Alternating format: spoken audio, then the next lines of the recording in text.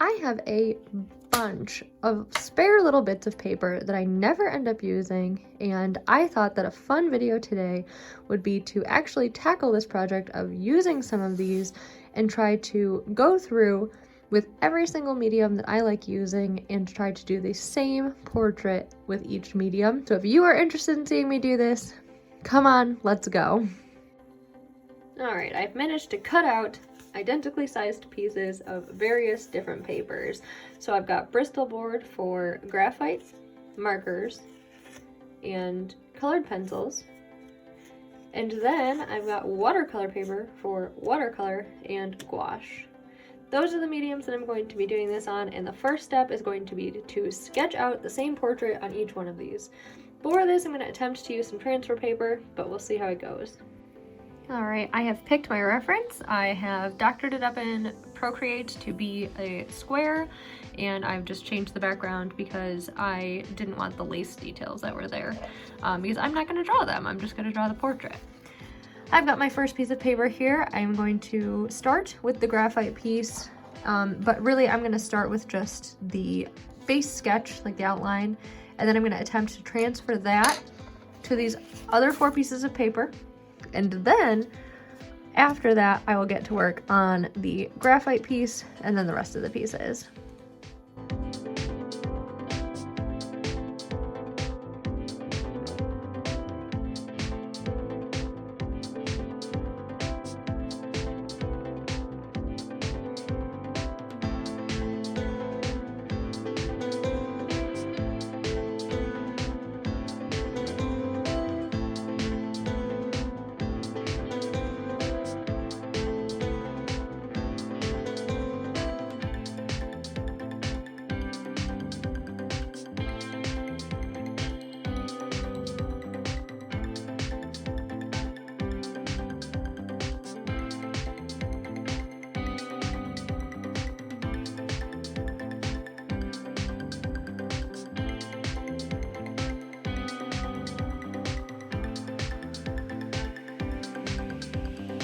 Alright, the final sketch is done. It's not amazing. The proportions on this were surprisingly difficult to achieve because her face is like very dainty and slight, whereas my representation of the face just looks a little bit too wide compared to the reference, but you know, it is what it is. I'm going to move forward from here and just try to capture the colors, at least in my coloring of the illustration.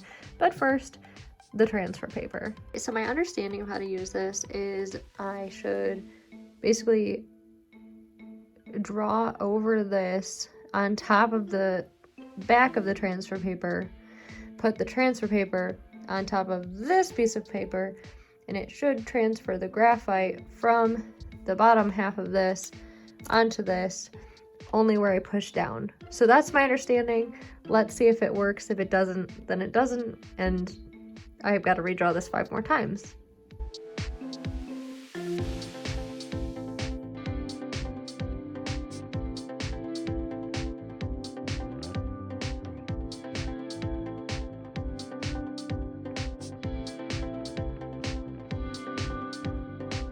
Moment of truth. Let's see if anything actually transferred, or if that was all just a waste of time. Well, the washi tape stuck. That's good, I suppose. So it stayed in place. Oh my gosh, it worked. I'm shocked. I truly did not think that was going to work. So that's awesome. Now I just have to do it several more times. Cue yet another time lapse.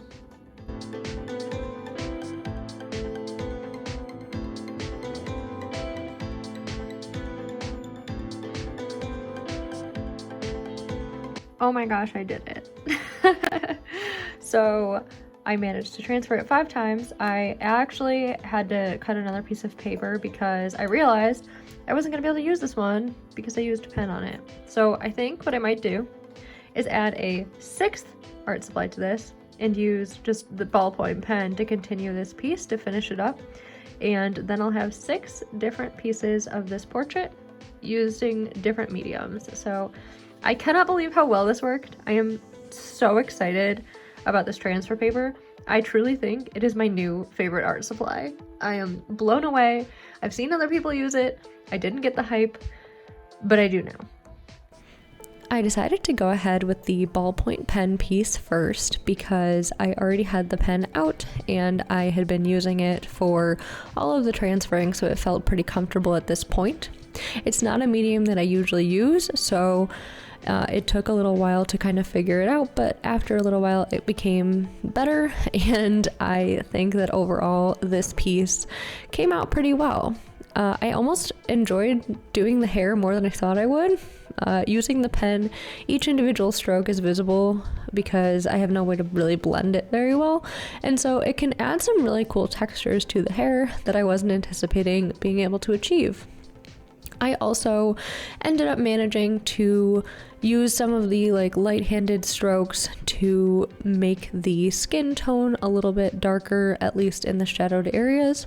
I definitely think I could have pushed this further, but in the end just chose to keep it how it was. Overall, a very challenging yet enjoyable piece to create. The next piece I did was the graphite piece, and this is kind of a comfort zone for me. I like doing graphite work, and I think overall this one might just be my favorite of the pieces. It was very fun to go back through the hair with the 9B pencil to make it darker, and while I do think that I could have, again, pushed this even further, I think that's a consistent theme throughout all of these, is that I could have just kept going, but I had to call it at a point because I didn't want to overwork the pieces, and I knew that I had 6 of these to get through, so it just lent itself better to my time to stop at a point that I thought it looked okay. So I've gotten to this point in my colored pencil piece, and I'm looking at this set of pencils, and I'm realizing we have a problem. What color do you see in this reference that you don't see in this colored pencil set? Brown. Dark brown. Now I realize I can mix colors to make brown, but holy moly. That is something that I didn't notice when I originally swatched these, and really should have, because I rely heavily on brown. They've got this really light brown, but that is not gonna make the shade of hair and the shade of the eyebrows that I need to make on this piece. So, chiming in with the realization, I'm gonna keep going. We'll see how it goes. In the end, I ended up having to go in with a different brand of colored pencil because this set really just lacked the dark brown color that I needed. It was very frustrating. I don't understand how I didn't realize that when I first did these in my Jazza's box video. I don't know how I didn't notice that or didn't even bring it up, but it was a real struggle with this piece because it required it.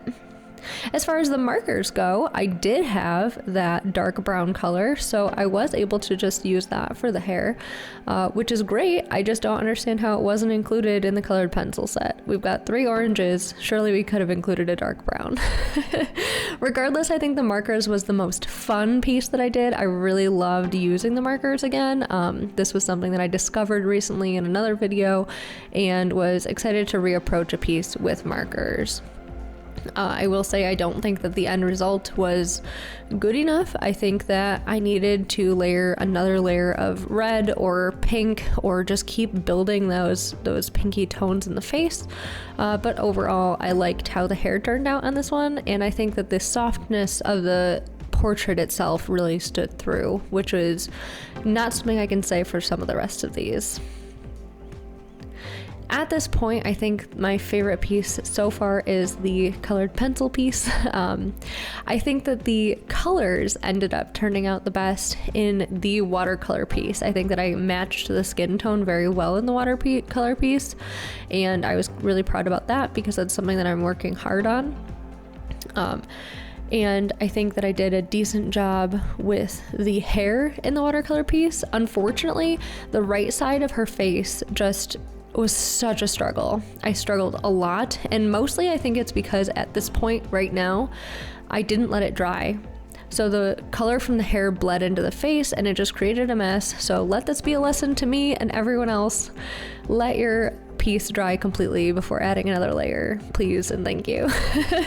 Definitely a big lesson for me in this one because I didn't do that and it ruined basically the entire piece, which was so sad because it was going fairly well, and then lo and behold, it was completely ruined.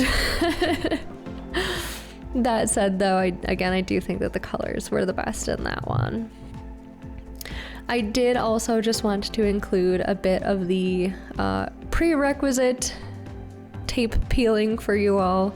So when I finished this piece, I did just make sure to include that. It's not as aesthetic because there's no border to this piece, but I will just say that the tape worked really well. I love this tape. I bring this tape up every single time I use it. I'm sorry, so sorry if you're sick of hearing me talk about it, but it is my favorite and it comes in such great colors, including this really pretty purple color and also the really pretty green color that I used for the gouache piece. The gouache piece was a mess. She looks like a clown. I am so bad at mixing skin tones with respect to gouache.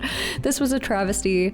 You can feel free to ridicule me in the comments. I would love to hear which of these 6 pieces was your favorite in the comments down below. And again, feel free to make fun of my terrible gouache skills, and just know that I am always working on improving, and this was such a great exercise for improvement. I think if anyone wants to try this, I highly encourage it. It was really great, and I discovered a brand new favorite art supply. Transfer paper rocks. That's about all I have to say about it. Again, let me know which one is your favorite down below. Also, let me know if you have any fun video ideas similar to this using a bunch of different mediums now that you know which ones I like. Please feel free to give this video a like if you liked it. Feel free to subscribe to my channel down below. I really appreciate it, and I post new art and occasionally book-related content on my channel on Tuesdays and occasionally on Fridays. Thank you guys. Bye.